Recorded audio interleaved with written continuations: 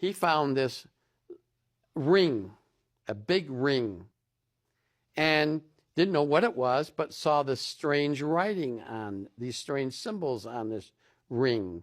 So then he and another person walked through it to look at the other side, and lo and behold, they got into some other severe, as if they walked into another dimension. And this ring, so the audience knows, we're talking like what diameter? It's probably 25 feet Right. in diameter. Mm-hmm. And the sphere was even larger than that. Oh, as they walked into it, it was like a new world. Mm-hmm. As he explained in his diary, right. It was like a new world. And he couldn't figure out how he got from one place, an enclosed sarcophagus almost, into this open area. Is this a portal of some sort? Well, today we would call it a portal mm-hmm. or a Stargate. Mm-hmm. I think we would refer to it today as a Stargate. Stargate. But back in those days, in 1928, yeah, they didn't know.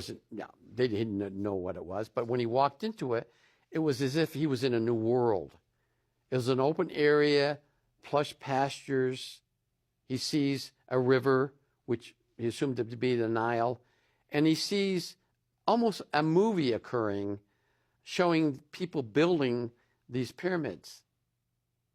And he's in there, he thinks, for maybe an hour, but when he comes out, he's been there for 3 days. He's been for over 72 hours because the crew that he came with were scared. They got out of that tunnel and got out into the open because they thought that they ended up on some other side. Or it swallowed them up. Or swallowed them up. And so, but 3 days later, they come back out. How many of the team went with him? Only two. Only two. But there were 6 other team members, 8 total. And so those other 6 left, but they stayed up in the area outside where they had an encampment.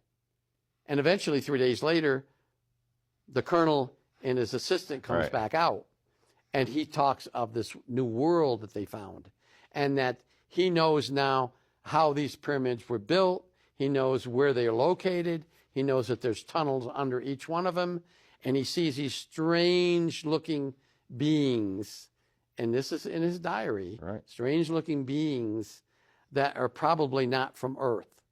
Now, he says this in his diary, and this is 1928. Right.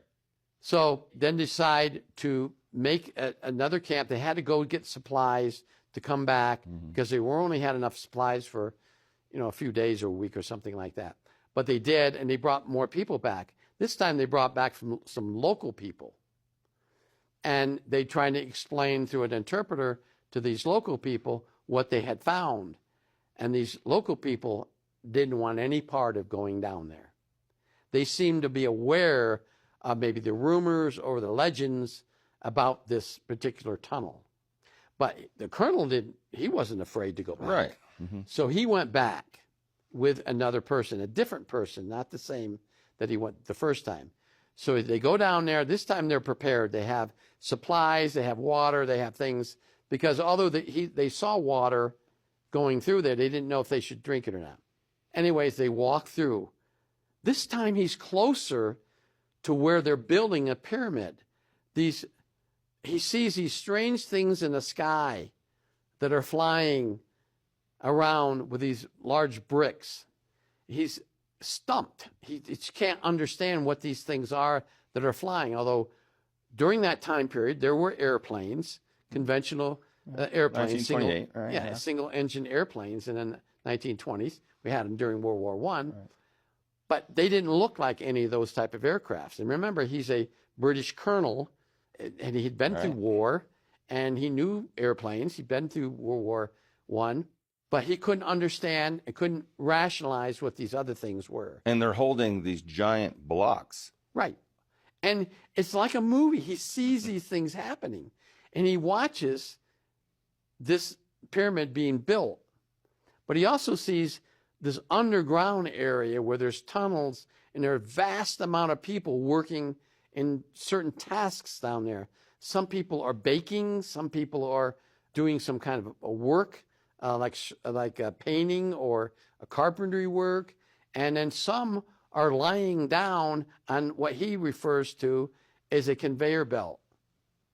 and these bodies are like moving in to this tunnel. So he's down there for about a week.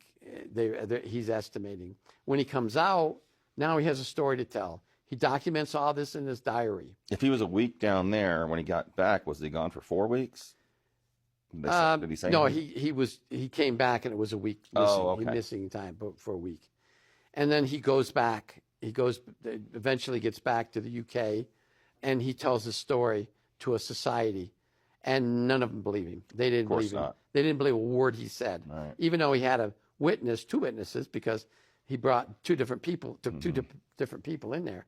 So they said, no, we don't believe you. This is impossible. What you say is not feasible. But he keeps this. Now, jump ahead to 1940.